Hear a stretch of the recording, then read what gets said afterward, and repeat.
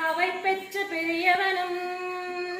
உரியதாயும் பிறவி பெரும்பிணிகொரு மறந்தும் பெரிய பிழைகள் எல்லாம் பொறுக்கும் கொற்றவனும்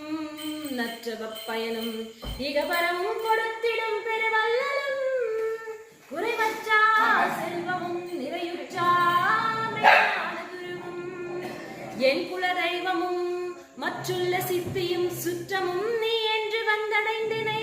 அருளான் மலர்க்கரங்கள் கொண்டு பரமானந்த அமுதூட்டி மாதலை எனவே